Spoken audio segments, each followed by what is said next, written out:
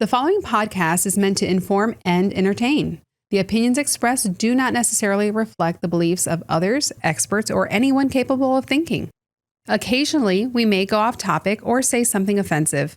We're just a couple of humans trying to create better lives for our animals. Yours truly, The Bark. P.S. Please don't sue us. This is The Bark, a pet podcast unleashed.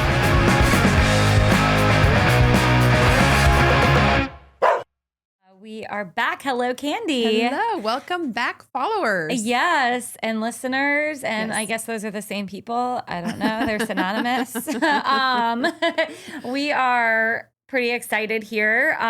Episode 6. Yep. And thanks for joining us. We're The Bark, presented by Laws Saving Paws. It's a 501c3 out of Columbia, Tennessee, advocating for better legal reform for our animals, which is a very multifaceted system. Mm-hmm. In this episode, I think we're gonna, we're not gonna dive in just yet, but we are gonna talk about some animal laws, and this one's called Not Illegal Enough, because it seems like we've got a lot of laws, but for whatever reason, they're, Not always enforced. they're not enforced, they're not effective, they're not doing what I would imagine they were intended Right. for. So before we kind of talk your heads off about that, in a good way, promise. I just want to talk to you guys a little bit about our initiative with our podcast fundraising, for instance. Unfortunately, my money tree in the backyard has died. Oh, gosh. I have like a black thumb. So, yeah, what really has helped us sustain some of these episodes is our supporter donation pool, to be honest. And so right now, for the next 14 weeks, all right, this is gonna sound hefty, but we believe in it, and we're taking it one bite at a time. But for the next 14 weeks, we are trying to raise $1,000 a week to sustain the remainder of the year, our podcast. Yeah, for the year. So what that looks like what I said, it's $1,000 a week, and that's $147 a day. And if you go to our website, it's lawssavingpaws.org/thebark. One word. We've got some really cool sponsorship opportunities. Right. If you're a business who wants to, let's say you love dogs or your pet aligned business. Yep. Great opportunities to sponsor. Or if you're not, I did not do this on purpose, but I love beer.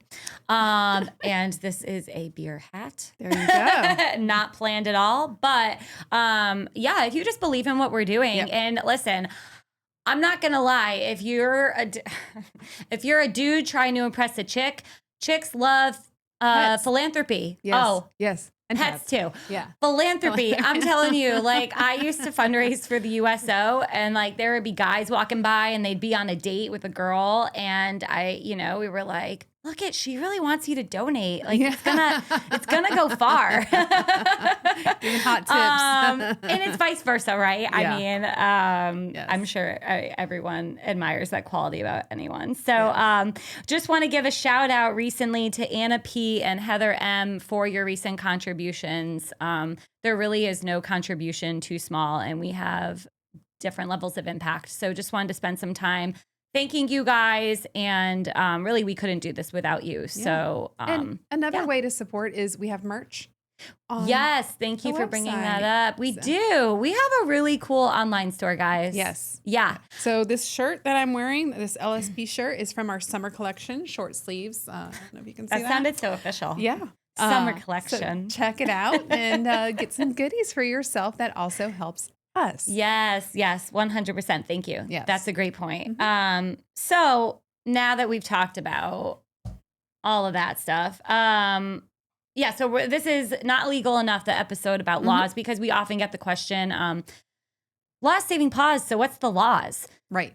And I know it is a little confusing, because, we're not going out picketing saying we need this law. Right. It is, like I mentioned, legislation is kind of like the end of the. Right. And we have we need to take time. We need to do some research, benchmarking with other states, other locations. Yeah. So it's a lot of work. So that's another point. If you want to help us with this work, please Yes. contact us because we could use some support, some like research support and things like that. Maybe setting up a few committees to help out. But Yep, absolutely. And we do have an email address. You can go to our website, obviously, lawssavingpaws.org, or you can email us at thebark@lawssavingpaws.org. Okay, so I want to start this episode off with a fun game. Okay. All right. Candy, Yes. I'm going to ask you a few questions, and these are going to be true and false. True or false. This sounds like it's more fun for you than it is. It probably is more fun for me. That's an excellent point. Okay. All right. But let's do it. We can't all win. Yes. All right. So, true or false? Yes. In Quitman, Georgia, it is illegal for a chicken to cross the road.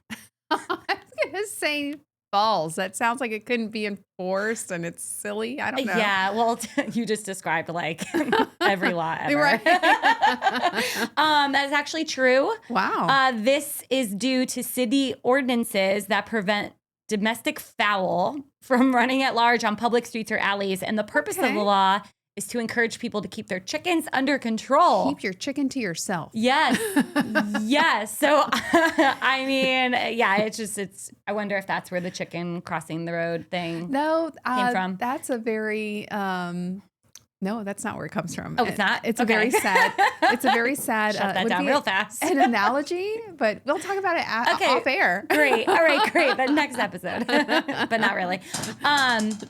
In Oklahoma, it's illegal to dress your dog in a costume.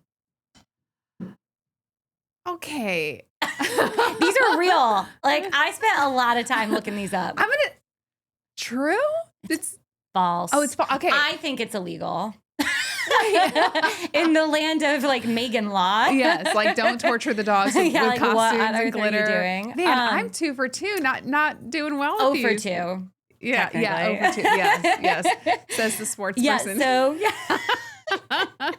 For those of you who don't know, Megan is very much our sports person, and I am I hope everybody has fun person. Oh, it's so adorable. And I will say, like, small tangent.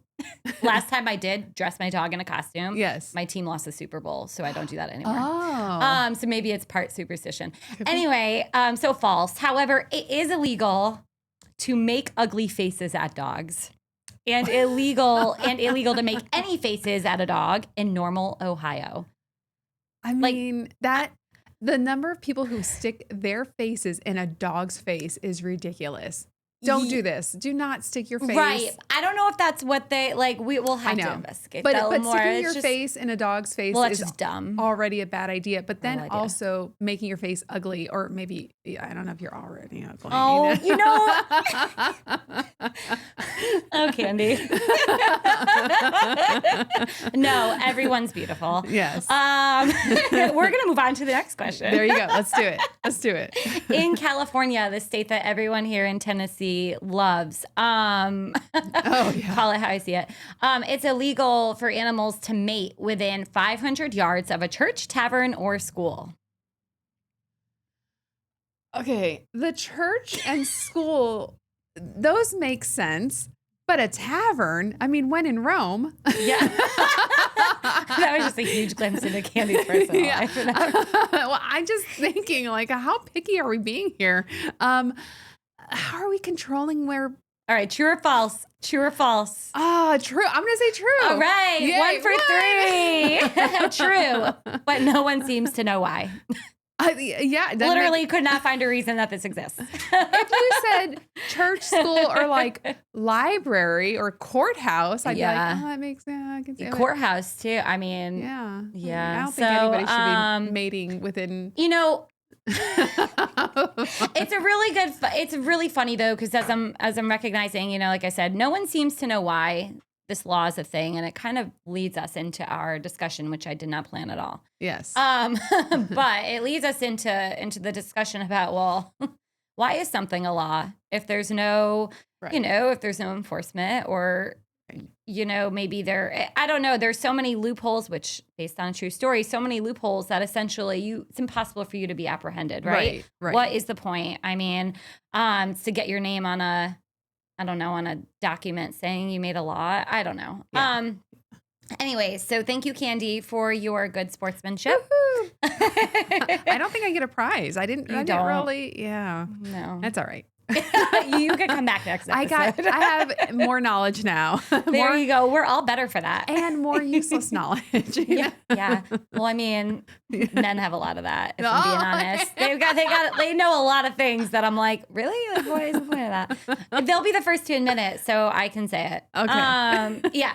All right. So we're going to dive into the laws in Laws Saving Paws, like I said. And I think something we can start with is Candy kind of talked about it a little bit, how we're not just here with pitchforks saying we need a law, but what we're doing is identifying gaps in current legislation that should be protecting our animals. Because again, the laws may be there, but there may be so many loopholes and exceptions or voids that they're not doing what they were intended to do. Right. And so, Candy, one of the things that we talk about a lot is the Nashville ordinance prohibiting the sale or gifting of animals. Mm-hmm. Yeah, that's illegal. Yes. And I don't think a lot of people know that. Or they do and they don't care because they know it won't be enforced. Because I see it, I think you've seen it. And well, and here's the thing. If I see it, what do? Do I call the cops? Are the cops going to take me seriously? Well, with our animal overpopulation problem, they probably don't have the resources to respond to it. Right. They're like, a police officer will be there shortly. Yeah. And then you're waiting like 3 hours and the dogs are already given away or sold. Exactly. But yeah, no, I think that would be the first step. Absolutely. Yeah. I think you call just, if any law is being broken, right? And they will probably redirect you to your local shelter or ACO and this is in Nashville, so it's city limits, right? So I mean those resources are there physically. You have a shelter, you have people who are meant to respond to things like this. Right. That's a good question. Would I call a police officer or would I call animal control? I think police. I mean, in my opinion, and I just say that because I don't know if people know to call in ACO. I will say last year, when I saw puppies for sale in the Walmart parking lot like every day, I had just moved here and I had never seen this before. So I'm like, that doesn't seem legal. And they took the license plate off their car, which tells me that they also know they shouldn't be doing it. Right. So I called the police and they said, this is what I want to look into a little more personally, but they were like, well, let's, we'll send an officer right over. Yes. And because I guess they should have this is what's very confusing to me. They should have a license or they should have. They were more concerned about the license than the puppies? Well, I think because the license indirectly helps the dogs. You know what I mean? Oh, so you're not talking about their license plate. You're talking about they should have had a sales license. Yes. I got it. Yes. And I don't even know, again, like that is something that I guess, I don't know. I'm personally still trying to like navigate what is totally legal. But so here's what I like about the thing I do like about Nashville's ordinance that tries to prevent sale or gifting of animals is that there's like a tiered system. So as far as like the more you offend, the worse the consequence. Right. Which I do like. So like a first violation, you pay like $50 a dog. Second, $75, third, $150. Fourth, because they let you go up to fourth, $200 a dog. And they start looking at where the dog is staying. So the outside area of the owner's premises where the dog is kept needs to be enclosed by fencing. So they do start at like you if get your to a certain dog point, keeps getting pregnant, we're escalating the situation. Yeah. You've been out here like 4 months in a row selling puppies. What's going on? Right. Get a clue. This is how it happens. Yeah.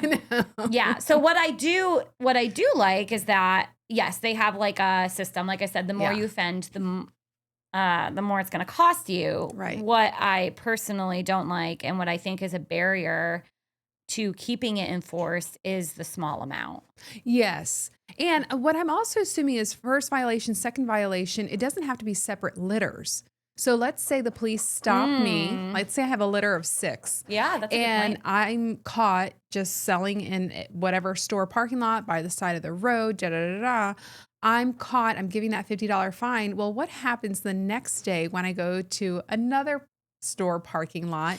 I can get fined again. That's a great point. For the same litter. Yes. Is my understanding of, I'm not an attorney, but that would be my understanding too. Layman's understanding. And it may outline that, or maybe there's a loophole. And so who knows? There could be a loophole. I could hand you the puppies and the next day you go and now it's your first offense. Well, and that is what happened, honestly, like last winter, I saw someone selling puppies and they said, oh, it's our neighbors. We're trying to help them sell them and find homes. And I'm like.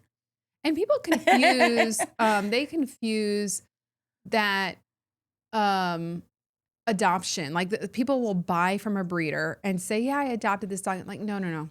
Adoption is not when you buy from a breeder. That's a good point. Or when you buy from a private seller. I don't care if it was a whoopsie litter. I don't care if it was a planned litter. That's a purchase. Right. When you adopt, you're adopting from a reputable rescue or shelter. Right. The dog comes vaccinated and fixed and all those good things, or under contract if it's a puppy and it's not age appropriate at adoption, true adoption, to fix the pet, then it's put into the contract. That's an adoption, not a purchase. Right. So. No, that's a good thing to point out. Yeah. So that's an ordinance in Nashville. And the thing about I love Tennessee. The thing that makes the legal system hairy here, though, is that we do have state laws, but each county almost operates so individually that they can have ordinances that create extra layers of that law, right? Catered to that area, right? So it's hairy. It definitely is. Yep. And let's see. So the premise we've talked about this a little bit so far, but the premises permit, which again, we want to differentiate the difference between a pop-up clinic versus a mobile clinic. And it's far easier for a mobile spay and neuter clinic, for instance, to get approved to go out and do what they do than it is for a pop-up clinic to get approval. Right. And the problem with that is that a mobile clinic can only take care or vet, spay, neuter one dog at a time. And it just, it's kind of a little more cumbersome. You have limited space versus a pop-up clinic. You can bring multiple teams and work on multiple dogs at a time. So this is an issue when we're fighting for spay neuter. I had to drive an hour to find low-cost spay neuter this morning. And think of all the resources. I want to point out too, like you have a functioning car. You have the flexibility to do that. You maybe have the money to purchase gas. Like you have the resources to allow you to do that. So imagine not having some of those things. Yes, exactly. So if I didn't have a car, how in the world would I make it almost an hour away and then back in the afternoon to pick up the pet? Yeah. Why, and I lived in Williamson County, which is a nice area. It's like Nashville, maybe a little less touristy, less popular, but it's a nice area. We have nice vets. And I'm not trying to slam any of the vets. They're wonderful vets, but I have yet to find a clinic that will give rescues a discount. So I imagine they're also not giving people discounts on spay neuter, people who need it. Yeah. And then I've tried to reach out to some more local to me, spay neuter, low cost spay neuter clinics. And either there's no appointments available. You can't even book out 3 months. Yeah. It just tells you there are no appointments available. And I have checked that clinic for years. I spot check them here and there and have never found an open appointment. So it's difficult. And that is and that kind of goes into, and we're not going to go down this rabbit hole now, but part of what we're doing is not just encouraging pet responsibility and things like that, but we need to make sure that there are responsible pathways. Exactly. For people, pathways for people to be responsible pet owners. So these things exist. But goodness, they're out of reach. Look at the barriers to get to it. So why is there a barrier? So if those clinics are already so booked up, I'm not shaming them. I'm not blaming them. They're booked up because they're booked up. Just a fact. And there's a need. Yeah. So if we can get regular vets who are running their own practice, but maybe they have a weekend or a day that they can come out and volunteer. Right. But we can't because these premises permits are so difficult to get. Yeah, they are. And, I've talked about it a little and before on another episode. And I recently spoke with someone else about it who has a rescue, or not a rescue, but a nonprofit in, it's in Mexico. Maybe it's not a nonprofit. I don't know. They spay animals in Mexico. Yes. So we had similar experiences, though, where I said, like, I just saw a cat be neutered on a lawn chair. Yeah. With like no running water, no electricity. The resources were not there. But we went into this area and fixed a ton of animals. Yeah. I'm not a veterinarian. I watched them get fixed, which was weird. But yeah, like, so look at what we did and what conditions. Yes. And those animals, like, as they were, and they were not in the greatest health. And it's just crazy to me that it's so hard to do that. And they're so hard to do that here. And I would love the opportunity, we've talked about it, to talk to a veterinarian, and maybe they can give us some more insight into that. So challenging. What is, and I know everybody has to make a living. Yes. Sometimes the transporters that help in rescue get grief because sometimes they there are transporters who are in rescue. They'll transport commercially, but then they'll also provide a very good discount to transport. I don't want to say as a volunteer, because technically if you're getting paid, you're not. Right. But volunteers, sometimes we pay for their gas, right, for example. So it's not exactly getting paid either. But there are people who are kind of in this hybrid where they will charge rescues to transport, but it's not a commercial rate. It's a very discounted rate. And they get a lot of grief for that. I'm like, that person is going from Memphis to Ohio. And you want them to do it all the time because you can't find other transporters. And then you're giving them grief because they need to they're taking time away from other jobs that they could be taking on. I didn't realize that was happening, as far as maybe them getting some backlash for that. Oh, yeah. There's, and I'm like, but they don't backlash the vets who need to get paid. Right. Everybody. So I'm not trying to give any backlash. I'm just using that as an example. I'm not trying to give backlash to vets. Vets have to put food on their table. Yep. Vets have to pay back all those student loans that it took to get that vet licensing, so I get it. But I would love to pick a vet's brain. Yes. To say, what are the barriers?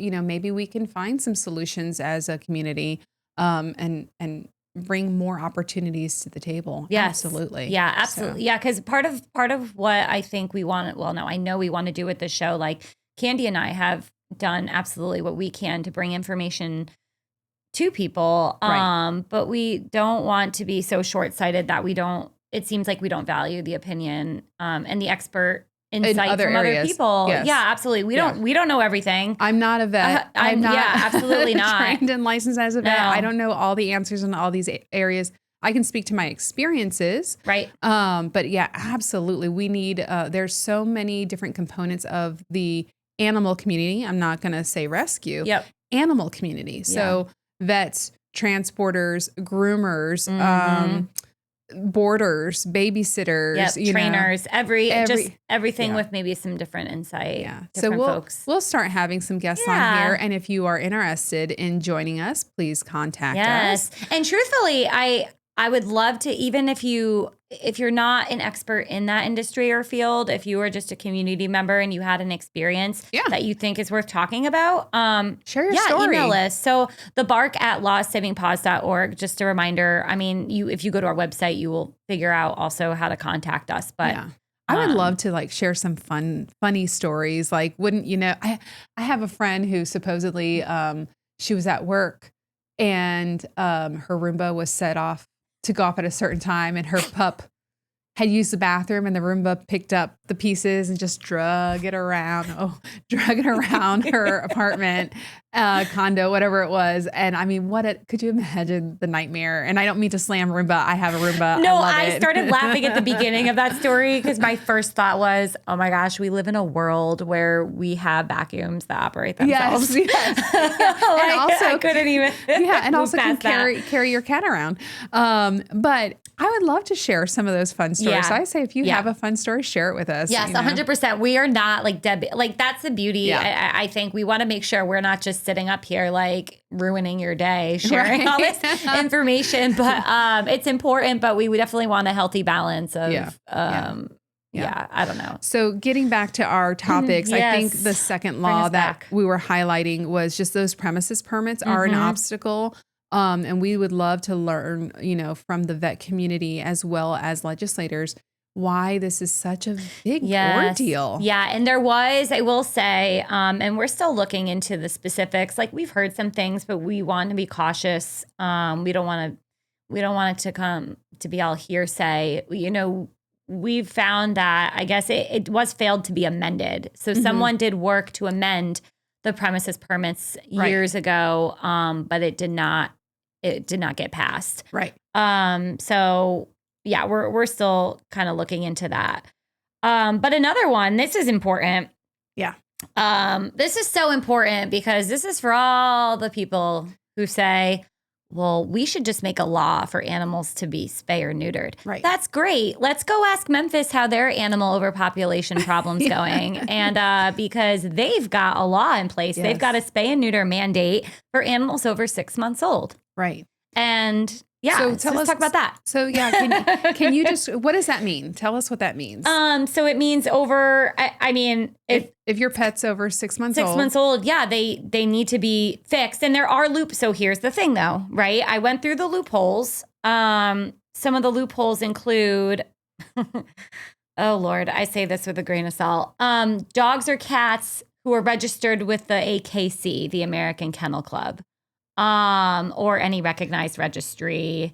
Partially because those dogs are intended for breeding. I would assume that's the intent. Yes, why they the get intent. Yeah. Yes. And we have not opened that can of worms yet, but the AKC is actually a big part of the reason why we have so many irresponsible breeders as well. I mean, I'm not going to beat around the bush with it. So it's just having that license doesn't mean you're breeding responsibly. We'll just say that. So anyways, that is a loophole. Or so if that animal is also trained and kept for the purpose of the show, which again was the original intent with these organizations. They were show dogs. It's to preserve the breed. Yes. So that, that idea makes sense. That loophole makes sense. The problem is they started giving those licenses to everyone. So that loophole is now what's bigger than a hole? I don't know. Like the potholes on 440? Yes. Okay. So that loophole is like a giant pothole on 440. Yes. If you live in Tennessee, you'll know understand what that we mean. joke. Which, okay, really quickly. Yeah. Maybe if we had our animal population a little under control, you'd have more money to allocate to fixing those potholes. Yeah. Okay. Anyways. Yes. I mean, it's true. Where, the tax dollars are the tax dollars. It's like a pie. Yes. And we cut those pieces in different areas. And if we were spending less in this area, we can spend more in that area. So in other words, if we spend less on animal control, then we can spend more on potholes. Yes. It's your hard-earned money, people. Education. Hard-earned money. Or keep it in your pocket. Yes. So. Yes. So, okay. Another likely loophole. Dogs or cats that are certified by a licensed veterinarian as having a health reason for not being spayed or neutered. And that's legit, right? Yeah. It's just, it does, it dogs begs with more heart questions. Conditions. Yeah. What is the heart? Yeah. It's just, and let's say I rescue a dog that's 8 years old. Yep. After a certain age, vets will no longer spay neuter because it is. Yes. Okay. So that's all right. I don't know if 8 years old is the breaking point. Yeah. And I think that can be flexible by a vet's experience. Yep. Well, and that's where I'm going. Like, where is the discretion in that? Where does that come from? Yeah. So it may not be a loophole, but it definitely begs for more questions. Right. I would love to have more clarity around that. Right. Yeah. So those are a couple. And again, we talk about this, but we would love to. Yeah. I mean, we talk about Memphis a lot, and honestly, like my heart feels sad for what they're going through.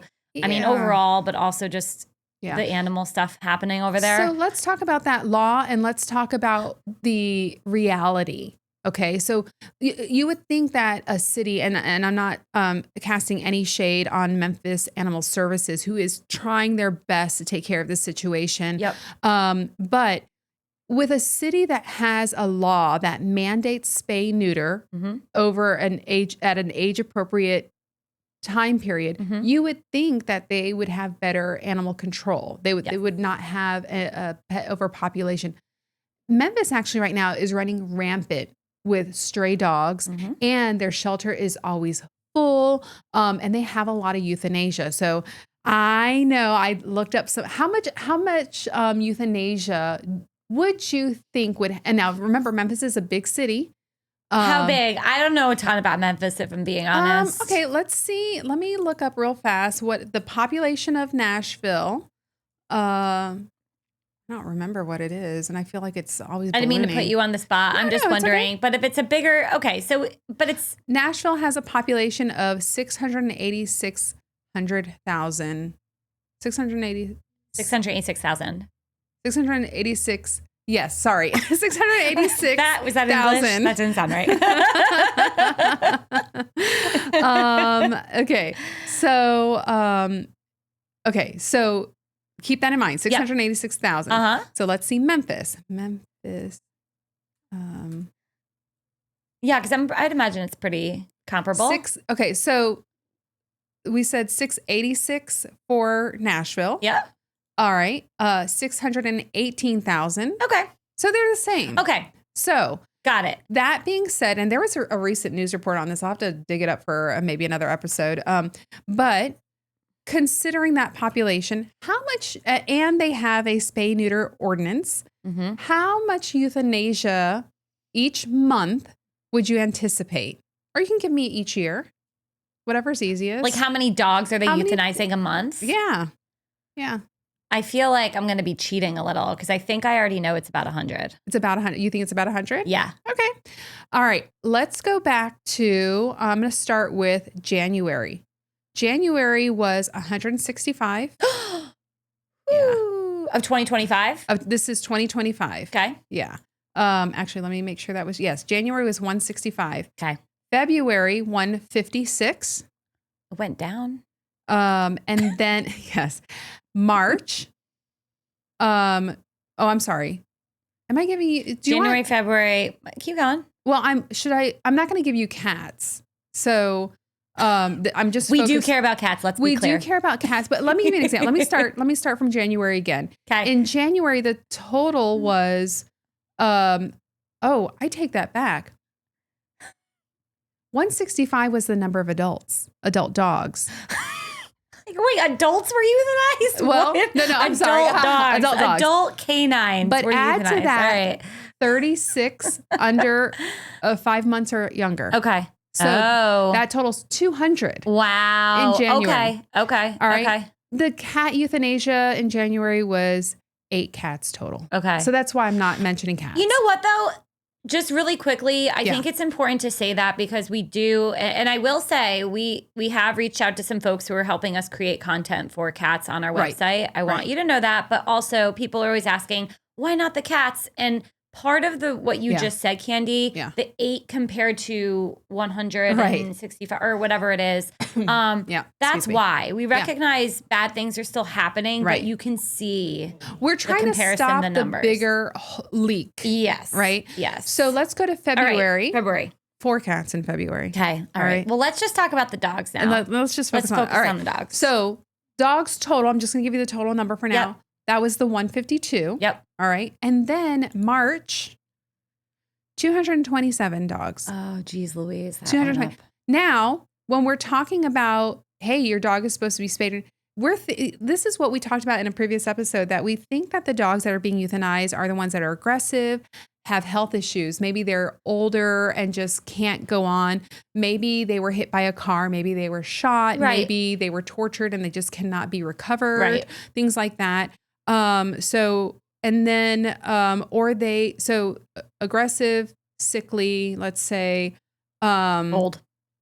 Yep. Old. So that's what people think is happening with euthanasia. Yes. That's not the case. When I see 36 dogs, 0 to 5 months in January, 30 in February, and 88 in March. Yeah, you can't tell me that they're old. No. They're not. Now, they have had some They're not old, and they're not going to show that aggression yet. Even if they showed aggression, it would look like and it's like so play. early in the process. Yeah. You're euthanizing nearly 100 puppies a month. That's what's happening. Okay, so we shouldn't. That just shows us that spay neuter is not being enforced. Yes. And to be honest, who is supposed to enforce it? If I see a dog if I go to my neighbor's house and they have a dog that's a year old and they're not spayed or neutered, do I call the cops? Do I call animal control? So it goes da. So, and how many people in Memphis know about that law? I don't know. Right. Not many people here knew about it for Memphis. Right. But yeah, I don't know. That's a great question. If I'm you said it earlier, I have resources. I can go to a regular vet, and for my personal dog, I can pay $300-$400 to get them fixed. I wouldn't love spending that much money on getting my dog fixed, but I could do it. I would respectfully do it for my dog. There's health benefits, the population situation, whatever. Yeah. But in Memphis, it's the same. The low cost spay neuter is also missing. So that's another barrier. Now the shelter does do a lot of low cost spay neuter, or they have a spay Memphis program. Yep. And it has its own challenges. Yep. But this is why you have the law. Yeah. But is it really making an impact? And one thing I want to circle back to about the 88 puppies euthanized in March, the shelter has had some outbreaks of things like parvo, distemper. Right. So sometimes when you're in a shelter situation, you're already battling overpopulation. The easy answer for a communal situation like that is euthanize before it spreads. Yep. So recently I fostered a dog that I fell in love with, that she came from the Memphis shelter. She was sick. It wasn't parvo. I think it was actually, I can't remember what it was. And they got her out of there just in time. Okay. And they, the rescue got her out before she showed signs, and they didn't know that she was positive. But when they got her out, they tested her just in case. She ended up testing positive. They quarantined her, of course. And they tested her. She did pop positive, but she survived. So these dogs, maybe not all of them, but a lot of them would survive. But you don't have anybody. But the room for quarantining, you even just said, you don't even have room to take a dog off the street, let alone probably room to quarantine an animal. I don't have 88 puppy adopters. Yeah. To even take the risk. And that's how the hoarding starts. Right. On the next, the bark. I am not a voiceover person. but I don't have 88 people to adopt or foster puppies. Yeah. Much less the 139 adults that were in that situation in March, whether or not they would survive. Yeah. And rescues don't have the funds, and the shelters don't. I mean, if you're a Joe Blow taxpayer and you don't even have pets, your pets are not your thing. Do you want the Joe Blow is probably spending all his money on Blow. Anyways, just kidding. Just kidding. Moving along. Welcome to the Bark, where you can find colorful content. Do taxpayers want shelters taking these life-saving measures that are so costly with their tax dollars? And I will say, for some of you who may be listening, they're like, well, that's happening in Memphis. And we've said this before, like, let's focus on our area. Guess where some of those dogs are going to be transported? Yeah. They're going to be transported to our area. So it becomes our responsibility almost to take care of them. Rescues. I work with rescues. Can I name a rescue? Is that fine? You tell me. Yeah, they're great. They're great. Okay. All right. They're called Operation Save a Shelter Dog. Okay. And they are based out of Zuni, Virginia. Okay.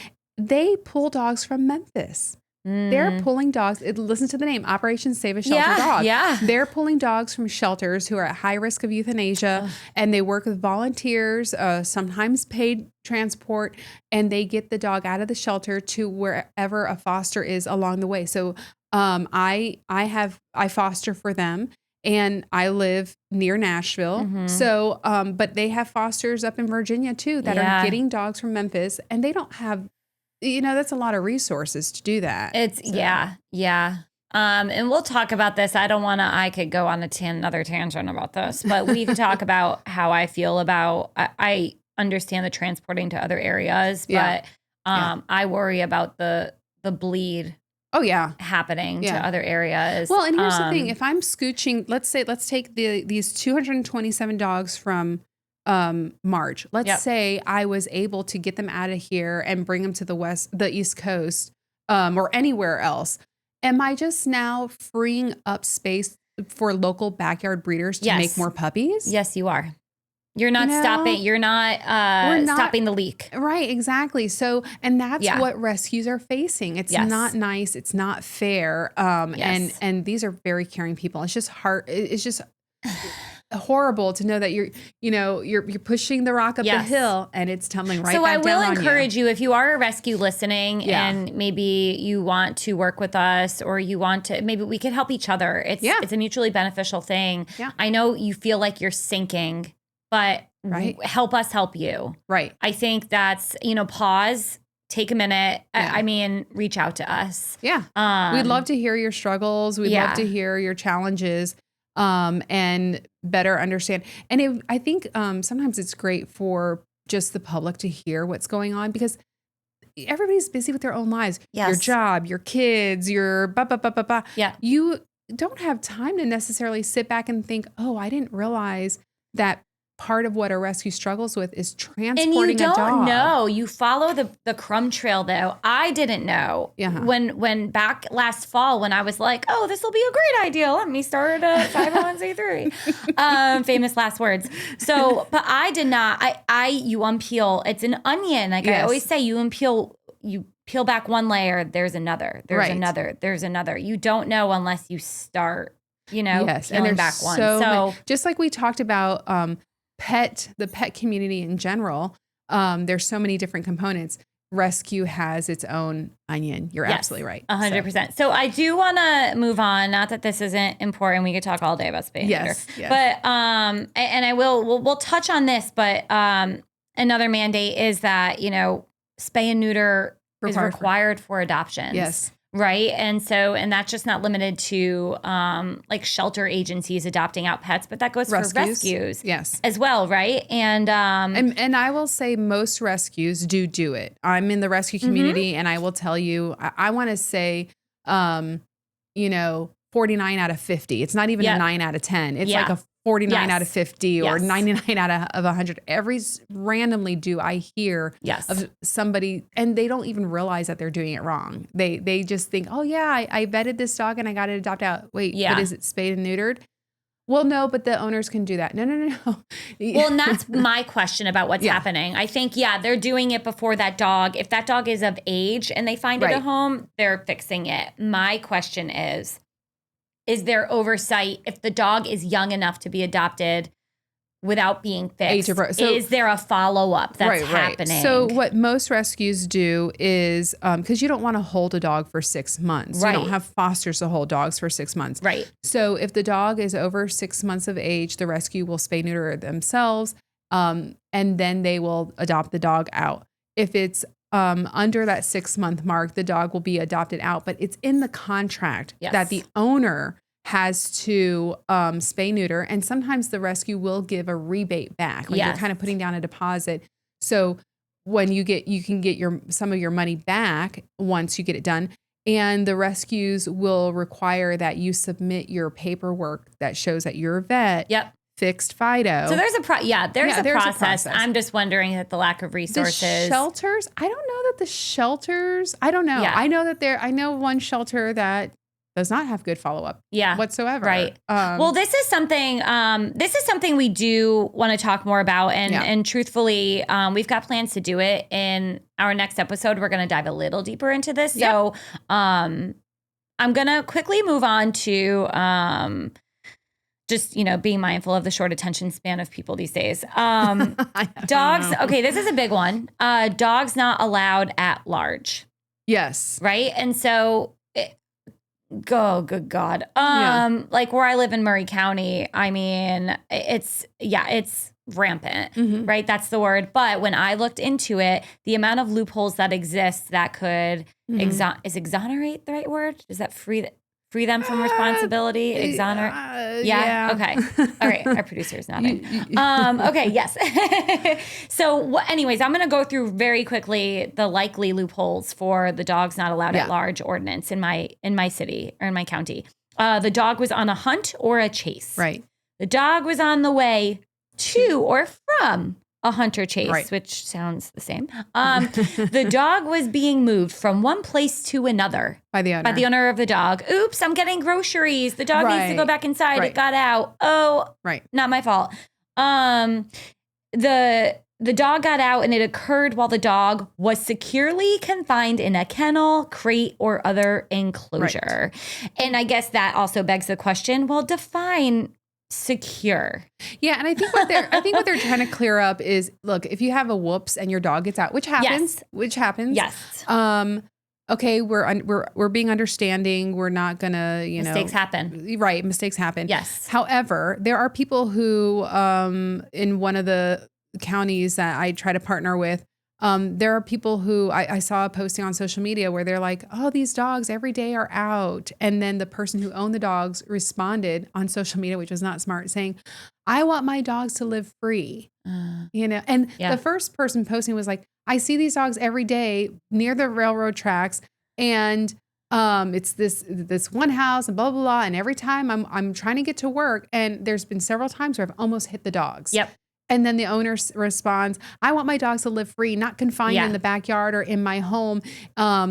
They need to have a lovely life. If they get in your way, just hit them hard. That way they go quickly. And I'm like, whoa. Well, and that's the thing. So because there's so many loopholes, it's that, like, this is why I go back to the Nashville ordinance we talked about at the beginning, where there's, for every offense, it gets worse and worse. And I think that first offense needs to send a message. Right. Right. And so that's what I would love to see personally, for the at-large thing. Oh, yeah. Mistakes happen, but where does the line drawn from mistake to irresponsibility? Right. So if your dog is oopsie getting out like every day, you need a better perimeter for your dog. Yes. Sorry. Yep. 100%. We could talk, I mean, sorry, literally. Not sorry. Yeah. Sorry, not sorry. Well, yep. So those are just, I love that example because, again, people know that's a law. We talk about leash laws. We talk about dogs being at large, but look at the exceptions to that where people are able to kind of sneak through with no accountability. So one last thing, let me just see. So the confinement during female heats. Dogs in heat, which I didn't know about until maybe a couple months ago. Yeah. I mean, it's smart. We talk about this. Dogs can breathe through fences, on tether. They'll break through things. They'll break chains. They'll sneak through doors, both the males and the females. Yep. It's instinctual that, hey, it's time to hit the tavern. Yep. Night out on the town. But in someone who created this law knows that, which is why this exists. But again, it's not enforced. It's not followed. So I do want to be mindful of the time. So, but there's so much to talk about. Yes. As you can tell, right? So stick around. Don't stick around, actually. Follow us. Yeah. Come back. Yes. Don't stick around. We're going to stop. Yes. And like we said, we want to hear from you. Email the show. The Bark at lawssavingpaws.org. Follow us on your social media channels and where you like to listen to podcasts. Yes, 100%. And just to let you know, so the next time we will be we didn't speak directly about animal cruelty in this one. We recognize that's a huge problem. Yeah. In our episode, we are going to talk about how in 2023, animal cruelty cases were up 36% from 2022. And we're going to talk about what this means for Tennessee and the animal crisis and for everyone, truly.